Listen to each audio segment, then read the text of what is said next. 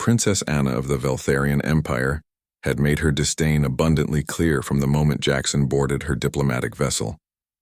The human stood at attention in the corridor, his plain gray uniform a stark contrast to the ornate purple and gold that adorned her royal guards. She swept past him without acknowledgement, her crystalline skin catching the light as she moved, her four elegant arms gesturing dismissively.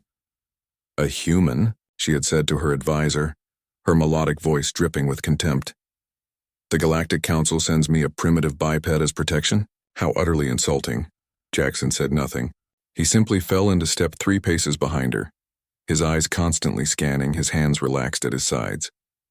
To Anna he appeared utterly unremarkable. Average height, brown hair, forgettable features.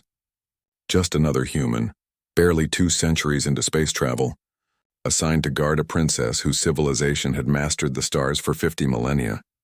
The journey to the peace summit on Chronos Station was supposed to be routine.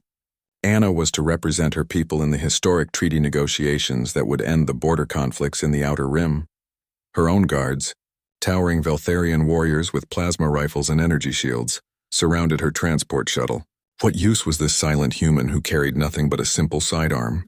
For 3 days Jackson remained invisible to her. He ate alone, spoke only when necessary, and maintained his constant vigilance. Anna found his presence irritating, a reminder of humanity's inexplicable rise in galactic politics despite their obvious inferiority. Everything changed in the 4th-day transit through the Nexus corridor. The attack came without warning. The shuttle's shields flickered and died, and 12 figures materialized throughout the vessel. Crick's assassins, their chameleon skin shifting colors as they moved, each armed with molecular blades that could slice through nearly any material in the galaxy.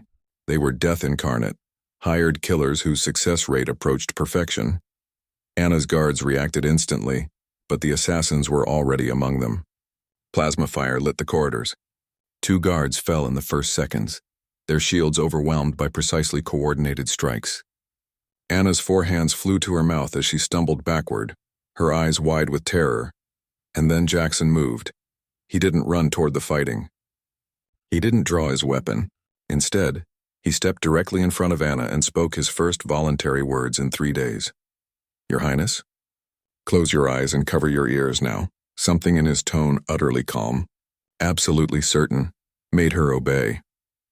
What happened next would haunt the surviving assassins for the rest of their short lives. Jackson's hand moved to a small device on his belt. The lights throughout the shuttle died instantly, plunging everything into absolute darkness.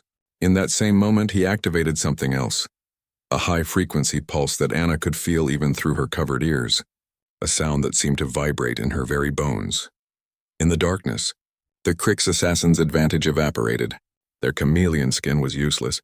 Their superior vision, adapted for low light, became a liability as the pulse disrupted their neural patterns. They stumbled, disoriented, their perfect coordination shattered. Jackson moved through them like a whisper. The first assassin went down from a strike to the throat, delivered with surgical precision. The second lost consciousness from a nerve cluster hit that no Veltharian guard had ever learned. Jackson didn't waste movements.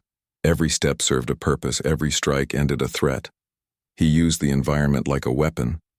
An assassin lunged blindly and found himself redirected into a bulkhead with enough force to crack his skull.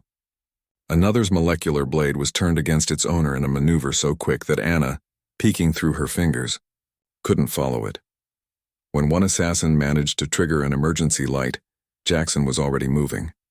He used the momentary illumination to identify the remaining threats, then destroyed the light source, plunging them back into his preferred darkness.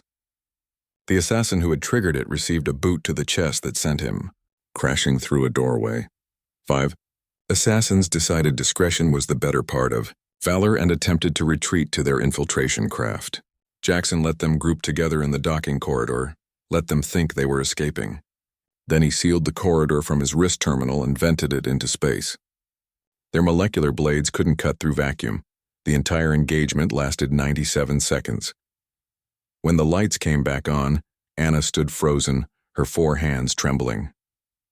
Around her lay 12 Crick's assassins, some unconscious, some dead, all defeated.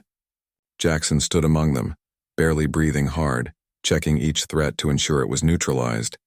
His uniform wasn't even dirty, Her royal guards, those who survived, stared at the human with something approaching religious awe.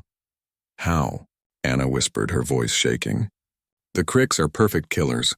How did you—" Jackson holstered his unused sidearm and turned to face her. For the first time, she really looked at him, at the scars partially hidden by his collar, at the way his eyes never stopped moving, at the controlled violence in every measured movement. "Your Highness, the Cricks are ambush predators, perfect killers in their element." He gestured at the fallen assassins. "But humans, we're persistence predators. We evolved hunting prey across open plains, tracking them for days until they collapsed from exhaustion. We learned to fight in every environment, against every threat, using every tool and tactic available." He moved closer, and Anna realized she was no longer afraid of him. She was afraid for anyone foolish enough to threaten her while he was near. "The Galactic Council didn't send you a primitive biped, Princess. They sent you an apex predator from a death world who's been doing this since before your people built their first starship." He allowed himself the ghost of a smile. "We just don't look impressive doing it."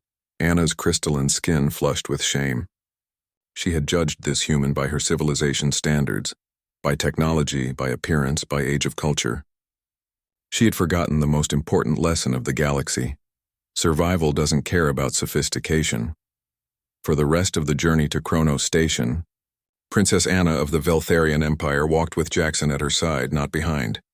And when the peace treaty was signed, she insisted that humanity receive a seat at the highest councils of power. The other species protested, of course. Humans were too young, too primitive, too simple. Anna simply smiled and told them about the day she learned why Earth's predators were the most dangerous in the galaxy, because they looked harmless until you made them prove otherwise.